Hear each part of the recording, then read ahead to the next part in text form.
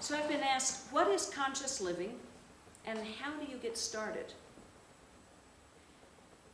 You know, essential to it is you wanting to live consciously, that you're fascinated by it, and you're interested in becoming more conscious about everything, absolutely everything, about everything in your environment and the impact you have on it, and all the wonderful ways we can learn to have a positive impact on the environment instead of a negative.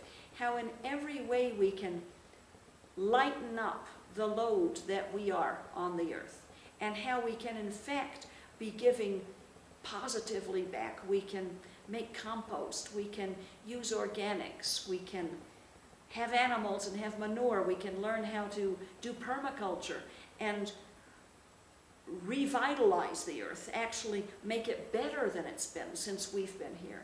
We can learn how to work with the forces of nature to bring greater health in.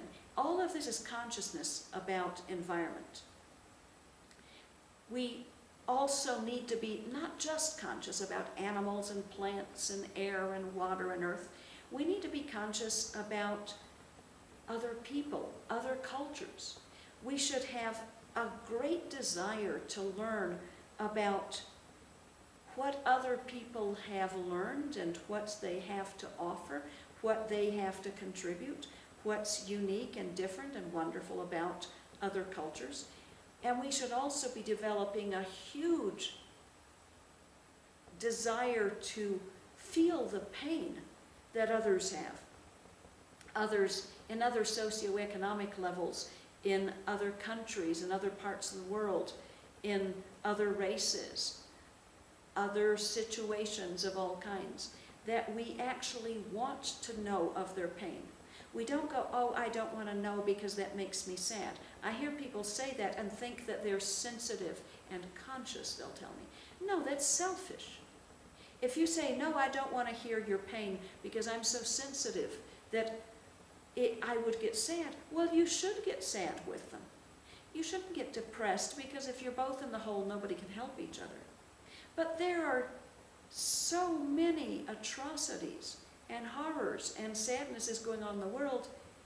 We need to know they're there so we can do whatever we can to help alleviate those situations.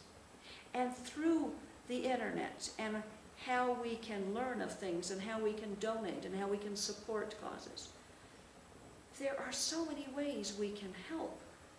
Once we feel the tug on our hearts of a certain situation or certain peoples or certain condition, it's a joy to get to become more conscious of others and their struggles and to find ways we can support them. We also need to become more conscious about ourselves. We need to come to know ourselves deeply and thoroughly, not just how we imagine we are, but bother to find out how others experience us. We need to get help to become more conscious about that which we're unconscious about. If we're unconscious about it, we obviously don't know it. So we're going to need help to bring that which is unconscious into our consciousness so that we can then address it and change it. And that's going to take work. So we have to have a desire for consciousness that wants to take on the work of inner transformation, inner development, inner purifying of that which is contributing to negativity and energy pollution of the planet. We also need to have a desire to become conscious of everything spiritual, to become conscious of energies, of spiritual energies, of light ones and dark ones, of what is uplifting, so we can recognize and support that which is of light. And so we can call out and name that which is not. It is not spiritual to consider everything to be light and wonderful, to have everything be rainbows and soap bubbles. That isn't spiritual. That's ostrich syndrome, head in the sand. And you know where your butt is when your head is in the sand? Up in the air, ready to be kicked. And then you go, well, what happened? Well, you weren't being conscious. You weren't willing to stand up and go, you know what? That is not right. I know that is not right, and I will speak it and stand on it and act on it. And then also to go, that is right, and I will support it every which way I can. We need to have more moral courage. And I applaud the Occupy Wall Street movements around the world for having the moral courage to go, this is not right. And yes, it is a giant that we are up against. It is so complex and so multifaceted. Hard to imagine where to start to dismantle this corrupt giant that our societies have created. But we have to start somewhere. And starting somewhere is going, this is wrong. So I'm very happy for that those are doing it. And I wholeheartedly support it. And some of our centers of light, people have gone in their cities and brought food and water and support to those who are demonstrating.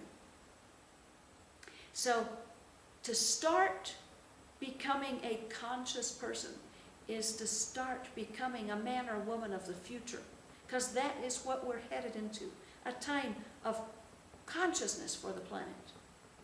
So we need to care about others more than we even care about ourselves, but we need to recognize caring about ourselves is also essential, that we love ourselves enough to develop ourselves, to take the time for our meditation practices, our prayer practices, to take the time to develop our higher faculties, to take the time to raise up our eyes and acknowledge the enormity of the beauty of what is given us in this planet, what is given us through love relationships, what is given us through our understanding of being able to embrace greater truths, what brings joy to hearts, and to share that, to share realness of consciousness as we grow in it